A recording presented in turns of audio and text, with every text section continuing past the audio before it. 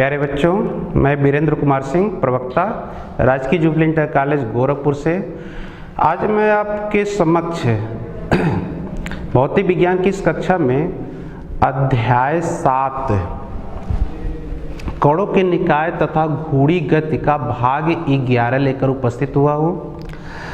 आज हम जिन बिंदुओं पर अध्ययन करेंगे, यानी आप लोग जिन बिंदुओं पर अध्ययन करेंगे, आइए उसको पहले देखते हैं कि वो कौन से हमारे शिक्षण बिंदु हैं। तो सबसे पहले आप लोग देखेंगे प्रस्तावना। लोटनिक गति क्या होती है, इसके बारे में आप अध्ययन करेंगे। घर्षण बल की भूमिका, ये इसका भी अध्ययन करेंगे। बिना फिसले लुढ़कते हुए पिंड की कुल गतिज ऊर्जा, इसका भी आप अध्ययन करेंगे। आनत तल पर बिना फिसले किसी पिंड के लुढ़कने की शर्त क्या होगी, आप इसका भी अध्ययन करेंगे। उसके पश्चात आंकिक प्रश्न सॉल्व करेंगे। फिर आपको एक गृह कार्य दिया जाएगा।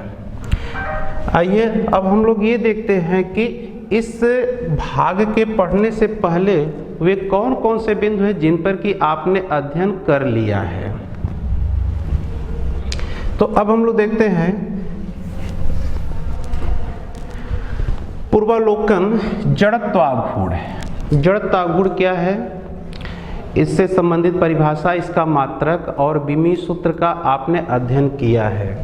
जड़त्वाघूर्ण संबंधी प्रमेय, दो प्रमेय हैं, एक लंबवत अक्षों का प्रमेय है और एक समांतर अक्षों का प्रमेय है। इसका भी आपने अध्ययन किया है।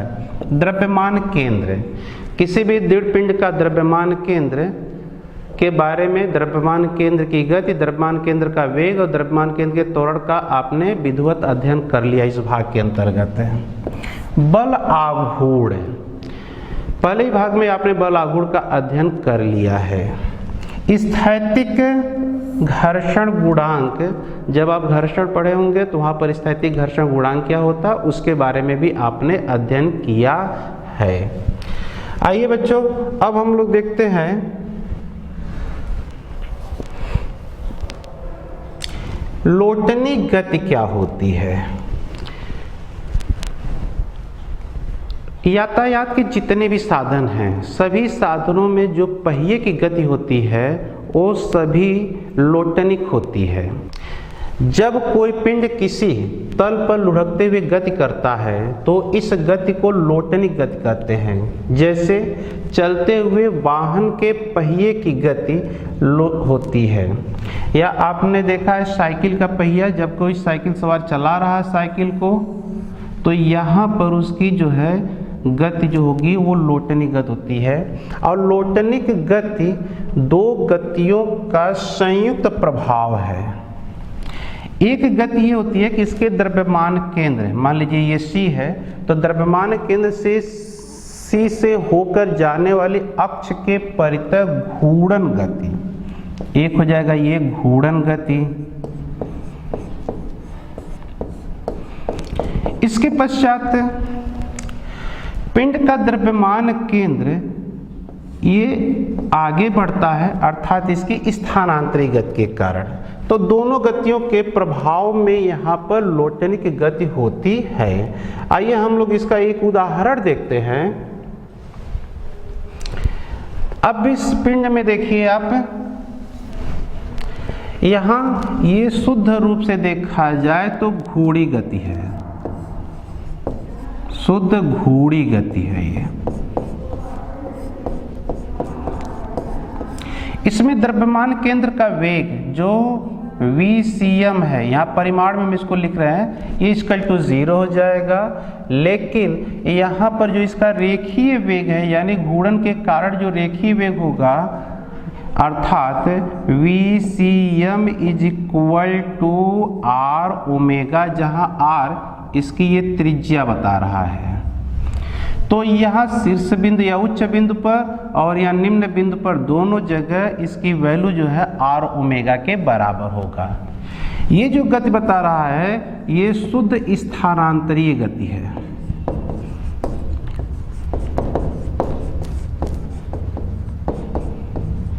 ये शुद्ध स्थानांतरित गति है। शुद्ध स्थानांतरित गति में यहाँ पर द्रव्यमान केंद्र का वेग Vc है और यहाँ पर उच्च बिंदु VCM और यहाँ निम्न बिंदु भी VCM वेग से गतिमान है। यहाँ पर जो ये है गति, ये आपका लोटनिक गति है, लोटनिक गति है। और इस लोटनिक गति में इस रिंग का जो निम्न बिंदु है यह संपर्क तल के सापेक्ष, यानी अगर ये बिंदु P है तो ये बिंदु P इस तल के सापेक्ष स्थिर रहता है, अर्थात इसका वेग Vp = 0 हो जाएगा। लेकिन यहाँ पर जो ये वेग होता है ये 2r ओमेगा के बराबर रहता है, और बिंदु C का जो वेग होता है वह Vcm के बराबर हो जाएगा। आइए अब हम लोग क्या करते हैं, एक कैलकुलेशन कर लेते हैं।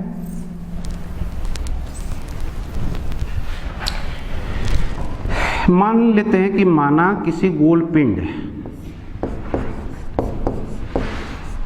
किसी गोल पिंड की त्रिज्या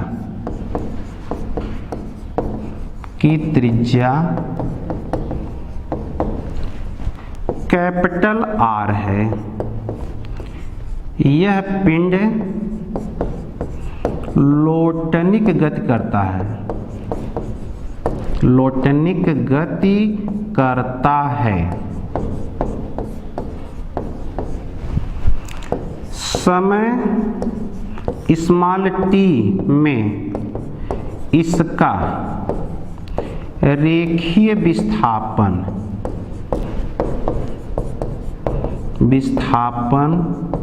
s है और कोणीय विस्थापन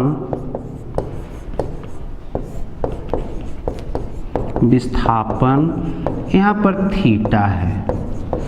अतः आप लोग इसके पहले पढ़ चुके हैं, S = हो जाएगा r थीटा। यहाँ हम परिमाण में ही बात कर रहे हैं। अब दोनों पक्षों का t के सापेक्ष अवकलन करने पर, दोनों पक्षों का t के सापेक्ष अवकलन करने पर तो ये हो जाएगा बाएं पक्ष में ds/dt = r dθ/dt। r हो जाएगा ये v = r × ओमेगा, यानी यह रेखीय वेग और कोणीय वेग में संबंध बताता है। पुनः इसी समीकरण का अगर आप एक बार और अवकलन कर दें तो आप पाएंगे कि dv/dt = r dω/dt। इसकी जो वैल्यू हो जाएगी वो a हो जाएगा r × अल्फा, इक्वेशन नंबर 2। तो उपरोक्त जो आपने पहले समीकरण पढ़ा था S = r थीटा, ये रेखीय विस्थापन कोणीय विस्थापन में संबंध हो गया। V = r ओमेगा, ये कोणीय वेग रेखीय वेग में संबंध हो गया। और A = r × अल्फा रेखीय त्वरण और कोणीय त्वरण में संबंध बताता है, जो कि लोटनिक गति में इसका हम लोग प्रयोग करते हैं। आइए अब हम आपको बताते हैं घर्षण बल की भूमिका क्या है लोटनिक गति में। लोटनिक गति के लिए आवश्यक होता है कि पहिए का जो निम्न बिंदु P है वह निम्न बिंदु P सड़क या समतल के सापेक्ष स्थिर होना चाहिए। अगर यही निम्न बिंदु P लेते हैं आप, तो ये निम्न बिंदु P इस सड़क के सापेक्ष हमेशा स्थिर होना चाहिए, यानी Vp = 0, इसका वेग नहीं होना चाहिए।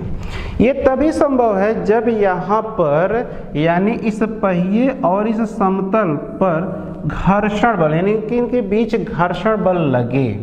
अर्थात दूसरे शब्दों में हम कह सकते हैं कि घर्षण बल की अनुपस्थिति में लोटनिक गति संभव नहीं है। आइए अब हम लोग ये देखते हैं कि यदि समतल चिकना है, मान लीजिए कि कोई एक पहिया इसे है, एक तल पर ये गतिमान है, इसकी त्रिज्या हो गई ये r, इसका निम्न बिंदु हो गया P, ये हो गया केंद्र C और उच्च बिंदु हो गया आपका T। तो उस स्थिति में अगर हम लोग देखें कि शुद्ध घूर्णी कब होगा, अगर यहाँ पहिए और समतल के बीच कोई घर्षण बल न हो, कोई घर्षण बल न हो। तो जब कोई घर्षण बल नहीं होगा उस स्थिति में यहाँ पर जब आप गति कराएंगे तो यहाँ पर जो गति आएगी वो आपका होगा शुद्ध घूर्णी गति। यदि किसी कार को चिकनी और गीली या घर्षण रहित सड़क पर गियर डाल करके चलाया जाए तो उसके पहिए यानी कार तो आगे नहीं बढ़ेगी, लेकिन उस स्थिति में उसके पहिए घूर्णन गति करेंगे, और जब पहिए इसके घूर्णन गति करेंगे तो वहाँ पर आप पाइएगा कि यहाँ निम्न बिंदु पर इस पहिए का जो वेग हो जाएगा वो आर ओमेगा होगा, लेकिन माइनस में आएगा। टी बिंदु पर पहिए का जो वेग होगा वह आर ओमेगा हो जाएगा, और सी का वेग यानी V C is equal to ये 0 रहेगा। यानी आप कह सकते हैं कि V T is equal to R omega, ये हो गया, और निम्न बिंदु P पर वी पी पर माइनस आर ओमेगा होगा। वी सी की वैल्यू जो जाएगी वो 0, यानी सी की वेलोसिटी यहाँ पर 0 होगा। अब हम लोग देखते हैं शुद्ध स्थानांतरी गति क्या होगा।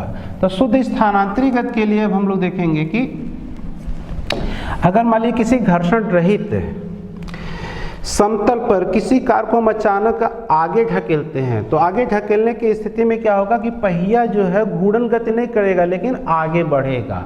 उस स्थिति में क्या होगा, ये देखिए यहाँ पर ये द्रव्यमान केंद्र है C, इसका वेग हो जाएगा VCM। यहाँ पर भी इसका वेग मिलेगा, वो मिलेगा VCM ही होगा, लेकिन यहाँ पर जो भी वेग मिलेगा उसका भी वैल्यू VCM होगा, क्योंकि स्थानांतरी गति में आप पाते हैं कि पिंड के सभी कणों का विस्थापन अर्थात वेग एक समान होता है। अब हम लोग दूसरे शर्त पर चलते हैं। यदि समतल खुरदुरा है, जैसे मान लेते हैं कि जिस सड़क पर या जिस समतल पर गति करा रहे हैं वो खुरदुरा है, उस स्थिति में अगर द्रव्यमान केंद्र का वेग हम लोग माने हैं जो कि C का वेग VCM है, और यहाँ पर घूर्णन के कारण जो वेग मिल रहा है वो R ओमेगा है, तो उस स्थिति में यहाँ 3 स्थितियाँ होंगी। अगर मान लीजिए VCM बराबर है R ओमेगा के, तो VCM बराबर R ओमेगा की स्थिति में आप पाएंगे कि जो पिंड है, पिंड एक चक्कर में 2 पाई r दूरी तय करेगा, और साथ ही साथ यहाँ पर निम्न बिंदु का जो वेग हो जाएगा माइनस R ओमेगा होगा, उच्च बिंदु का वेग R ओमेगा हो जाएगा, और यहाँ पर बिंदु C का वेग VCM के बराबर रहेगा। दूसरी स्थिति पर विचार करते हैं। यदि VCM greater than R omega है, अर्थात यदि जैसे मान लीजिए कोई सड़क है, चिकनी सड़क है, उस चिकनी सड़क पर कोई साइकिल सवार जा रहा है और अचानक वो ब्रेक मार दे रहा है, तो जब अचानक ब्रेक मारेगा तो उसकी स्थानांतरी गति बनी रहेगी लेकिन पहिए का घूर्णन गति कम हो जाएगा। तब आप पाएंगे कि VP, यहाँ पर VP की जो वैल्यू आएगी, VP की जो वैल्यू मिलेगा वो जो है ग्रेटर देन 0 हो जाएगा, और साथ ही साथ आप पाएंगे कि VCM आल्सो ग्रेटर देन हो जाएगा R ओमेगा, और उच्च बिंदु पर अगर मान लीजिए ये T है तो इसका जो वेग होगा VT ये ग्रेटर देन हो जाएगा 2R ओमेगा के। तीसरी स्थिति पर हम लोग विचार करते हैं कि जब VCM less than R omega, इस स्थिति में पृष्ठ पीछे बढ़ते हुए घूर्णन गति करेगा। जैसे कि अगर हम लोग किसी चिकनी और गीली सड़क पर किसी कार को अचानक चलावें तो वहाँ पर घूर्णन गति पहिया तेजी से करता है लेकिन बहुत कम दूरी आगे बढ़ता है, तब यहाँ पर मिल जाता है आपको कि VP लेस देन 0 हो जाएगा और VCM less than R omega हो जाएगा, और साथ ही साथ आप पाएंगे कि VT यानी शीर्ष बिंदु का जो वेग होगा यह भी जो है आपका 2R ओमेगा से छोटा होगा। आइए बच्चों, अब हम लोग अगला टॉपिक देखते हैं। बिना फिसले लुढ़कते हुए पिंड की कुल गतिज ऊर्जा। अगर कोई पिंड लुढ़क रहा है तो लुढ़कते हुए पिंड में घूर्णन गतिज ऊर्जा और स्थानांतरित गतिज ऊर्जा दोनों ऊर्जा होती है, और दोनों ऊर्जाओं का योग ही लुढ़कते हुए पिंड की कुल गतिज ऊर्जा के बराबर होता है। मान लीजिए कोई एक गोल पिंड है और उस गोल पिंड की जो त्रिज्या है वो हम मान लेते हैं कैपिटल R है, और इसका द्रव्यमान केंद्र C हो गया और इसका द्रव्यमान कैपिटल M है। अब यदि इसकी घूर्णन त्रिज्या, घूर्णन गतिज ऊर्जा, घूर्णन गतिज ऊर्जा वो मान लेते हैं आपका KR है, तो KR इक्वल टू जाएगा half ICM into omega square, जहाँ ICM बताएगा इसके द्रव्यमान केंद्र से होकर जाने वाले अक्ष के परितः इस पिंड का जड़त्व आघूर्ण। अब इसकी स्थानांतरित गतिज ऊर्जा KT बराबर हो जाएगा हाफ mv स्क्वायर, जहां पर ये v बता रहा है इसका जो है रेखीय वेग और m इसका द्रव्यमान है, इसलिए कुल ऊर्जा, तो कुल ऊर्जा बराबर हो जाएगा आपका KR प्लस KT। अब दोनों को आप जोड़ दीजिए तो आप पाएंगे, मान रखिए, तो कुल ऊर्जा को K से हम व्यक्त कर रहे हैं 1/2 ICM into omega square plus 1/2 MV square, ये हो जाएगा half ICM omega square plus half M, ये हो जाएगा आपका R स्क्वायर ओमेगा स्क्वायर, क्योंकि आप पढ़े हैं V इक्वल टू होता है R ओमेगा। अब आप क्या करिए 1/2 ओमेगा स्क्वायर कॉमन लीजिए तो आप पाएंगे ICM प्लस MR स्क्वायर, एक के इक्वल टू हो गया, R के इक्वल टू हो जाएगा half omega square into I, के इक्वल टू हो जाएगा half I into omega square, और I इक्वल टू यहाँ पर है ICM प्लस MR स्क्वायर। आइए बच्चे, अब हम लोग देखते हैं आनत तल पर बिना फिसले किसी पिंड के लुढ़कने की शर्त है। यहाँ पर एक आनत तल है जो क्षैतिज के साथ थीटा अंश के कोण पर है, और साथ ही साथ इस पर एक गोल पिंड रखा गया है। इस गोल पिंड की त्रिज्या हम लोग रहे कैपिटल R है, इसका जो है द्रव्यमान केंद्र C है, और यह है पिंड इस आनत तल पर गति कर रहा है। आनत तल और पिंड के बीच जो घर्षण बल Fs है, पिंड का द्रव्यमान m है, और इस कारण पिंड का भार mg ऊर्ध्वाधर नीचे की ओर लग रहा है। चूंकि क्षैतिज के साथ आनत तल का झुकाव कोण थीटा, इसलिए यह भी कोण थीटा होगा। अब देखा जाए तो पिंड पर निम्नलिखित 3 बल कार्य करते हैं। पहला, पिंड का भार mg, जिसके 2 घटक हो जाएंगे, एक होगा आपका mg cos ऑफ थीटा जो कि संपर्क तलों के ये लंबवत आएगा, दूसरा घटक मिलेगा mg sin ऑफ थीटा जो कि संपर्क तलों के समांतर घटक है, दूसरा फोर्स है अभिलंब प्रतिक्रिया कैपिटल N, और तीसरा जो बल लग रहा है वह स्थैतिक घर्षण बल Fs जो संपर्क तलों के समांतर और ऊपर की ओर, चूंकि पिंड नीचे की ओर लुढ़क रहा है। अब यदि पिंड का द्रव्यमान कैपिटल M है और उसका त्वरण स्मॉल a है, तो गति का समीकरण हम लोग लिखते हैं, तो आप पाइएगा mg sine of theta minus Fs is equal to हो जाएगा ma। समीकरण 1 हो गया, ये न्यूटन के गति विषयक दूसरे नियम से लिखा गया है, और दूसरा समीकरण हो जाएगा आपका mg cos of theta minus n is equal to हो जाएगा 0। ये दूसरा, चूंकि ऊर्ध्व दिशा में कोई गति नहीं हो रही इसलिए ये बराबर 0 होता है। अब हम लोग विचार करते हैं समीकरण 1 में Fs पर, तो Fs वह बल है जो कि इस पिंड को यहाँ पर फिसलने से रोक रहा है, और यही यहाँ पर एक बल आघूर्ण उत्पन्न करेगा, जिस बल आघूर्ण का मान हो जाएगा टाउ इक्वल टू Fs गुणे r। साथ ही साथ आप लोग ये भी पढ़े हैं कि tau equal to I into alpha होता है।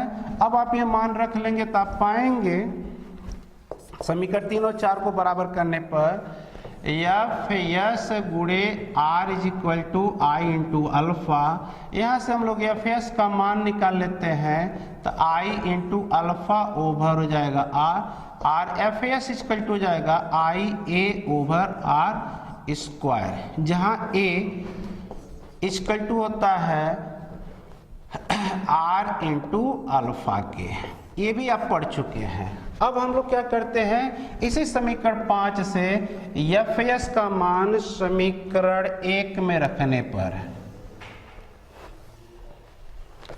तो आप पाएंगे समीकरण 1 से देखिए क्या चीज मिलेगा आपको, mg sine of theta minus Fs के जगह पर हो जाएगा IA over r square is equal to हो जाएगा MA। अब इसको जब आप सिंप्लीफाई कर देंगे तो यहाँ से A का मान मिल जाएगा आपको g साइन ऑफ थीटा बटे 1 plus k square over r square, ये A का मान मिल गया। इससे पिंड का जो परिणामी त्वरण है उसकी वैल्यू प्राप्त हो जाती है। अब ये क्या मान लीजिए आप लोग, ये समीकरण नंबर 6 है, इसलिए समीकरण 5 एवं 6 से आप क्या पा जाएंगे, तब देखिए Fs इज इक्वल टू हो जाएगा आपका I over r square multiplied by A की वैल्यू ये रख देंगे g sine theta over 1 plus k square over r square. अब आप लोग क्या करते हैं, हम लोग यहाँ पर इसको और सिंप्लीफाई करेंगे तो आप पाएंगे Fs इज इक्वल टू हो जाएगा I इक्वल टू रखे mk square over r square multiplied by जाएगा g sine of theta divided by 1 plus k square over r square. आप लोग पढ़ चुके हैं जहाँ के घूर्णन त्रिज्या बताता है। अब इसको जब और सिंप्लीफाई करेंगे तो आप पाएंगे mg sine of theta divided by 1 plus r square over k square, ये हो जाएगा Fs की वैल्यू। जब हमको Fs की वैल्यू मिल गया तो ये Fs बताता है यहाँ पर घर्षण बल का मान कितना होगा, ये Fs की वैल्यू हो गया। अब समीकरण आप लोग एक समीकरण पढ़ चुके हैं कि Fs इज इक्वल टू होता है म्यू एस इंटू n से, तो mu S is equal to हो जाएगा Fs ओवर n। अब हम लोग मान रख देते हैं, तो जब हम मान रखेंगे तो पाएंगे कि mu S is equal to हो जाएगा Fs mg sine of theta over 1 plus r square over k square हो जाएगा डिवाइडेड बाई हो जाएगा आपका n mg cos of theta. ये समीकरण 2 से हम लोग n का मान निकाल लिए हैं। अब आप पा जाएंगे जब इसको और सिंप्लीफाई करिएगा तो जाएगा tan of theta over 1 plus r square over k square, ये हो गया म्यू एस की वैल्यू। अर्थात इस आनत तल पर बिना घर्षण के बिना फिसलन के लुढ़कने के लिए जो आवश्यक शर्त है, दोनों के बीच का जो स्थैतिक घर्षण गुणांक है वह स्थैतिक घर्षण गुणांक इस समीकरण के समतुल्य इसके बराबर होना चाहिए। आइए अब हम लोग एक अंकित प्रश्न को सॉल्व करते हैं। यहाँ पर कह रहा है एक ठोस गोला किसी तल पर v वेग से बिना फिसले लुढ़क रहा है, दूसरा बिना लुढ़के फिसल रहा है। दोनों स्थितियों में गोले की कुल गतिज ऊर्जाओं का अनुपात क्या होगा। तो अब इसको हम लोग सॉल्व करने का प्रयास करते हैं। तो ये हो जाएगा आपका सॉल्यूशन में पहला के लिए देखिए, उसकी कुल गतिज ऊर्जा मान लीजिए K1 है, तो K1 बराबर जाएगा KT प्लस KR। KT की जो वैल्यू अगर उसका द्रव्यमान कैपिटल M मानते हैं और वो मान लीजिए V वेग से यानी स्थानांतरित वेग उसका V है, तो KT की वैल्यू हो जाएगा हाफ mv स्क्वायर प्लस, और यहाँ रोटेशनल में हाफ हो जाएगा I इंटू ओमेगा स्क्वायर। जहाँ ये बताता है आपको I उसका घूर्णन अक्ष के प्रति जड़ता गुण, ओमेगा कोणीय वेग है। अभी हो जाएगा 1/2 mv स्क्वायर प्लस 1/2, इसकी जो वैल्यू होती है 2/5 mr square into omega square, क्योंकि किसी व्यास के परितः गोले का जो जड़ता गुण होता है I बराबर 2/5 mr स्क्वायर होता है। अब इसको हम लोग और सिंप्लीफाई करते हैं, तो ये हो जाएगा आपका 1/2 mv स्क्वायर प्लस 1/5 m, और आर स्क्वायर ओमेगा स्क्वायर की जगह पर आप रखेंगे वी स्क्वायर, क्योंकि आप पढ़े हैं कि वी इक्वल टू जाएगा आर ओमेगा। अब इसको आप जोड़ लेंगे तो हो जाएगा 7/10 mv स्क्वायर। समीकरण नंबर हो गया 1। अब हम लोग क्या करते हैं कि दूसरी स्थिति में विचार करते हैं कि दूसरी स्थिति में क्या कह रहा है। ये हो गया आपका K1 की वैल्यू। दूसरी स्थिति में कह रहा है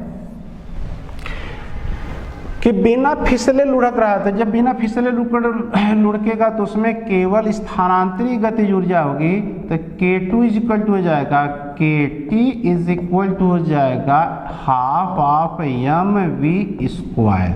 इसलिए दोनों गतिज ऊर्जाओं का अनुपात K1/K2 इज इक्वल टू हो जाएगा आपका 7/10 mv square divided by 1/2 mv square से काट दीजिए। ये आपका सॉल्व करेंगे तो आप पा जाएंगे 14/10 बराबर हो जाएगा 7/5। ये हो गया। और K1 अनुपाते K2 बराबर हो जाएगा 7/5। अर्थात अब गतिज ऊर्जाओं का जो अनुपात मिलेगा उसमें ये हो जाएगा आपका 7/5। अब हम आपको देते हैं एक गृह कार्य के लिए, और गृह कार्य में है 10 किलोग्राम द्रव्यमान का एक पिंड है तथा 1 मीटर व्यास का ठोस गोला, 10 किलोग्राम द्रव्यमान तथा 1 मीटर व्यास का ठोस गोला एक चिकने क्षैतिज तल पर नियत वेग 5 मीटर पर सेकंड से बिना फिसले लुढ़क रहा है। इसकी कुल गतिज ऊर्जा ज्ञात कीजिए। प्यारे बच्चों, जहाँ तक मैं समझता हूँ आज के दिए गए व्याख्यान में जो भी तथ्य हैं आपको भली बात समझ में आए होंगे। आप अपनी तैयारी अगली कक्षा के लिए बनाए रखिए। आज के लिए बस इतना ही। धन्यवाद।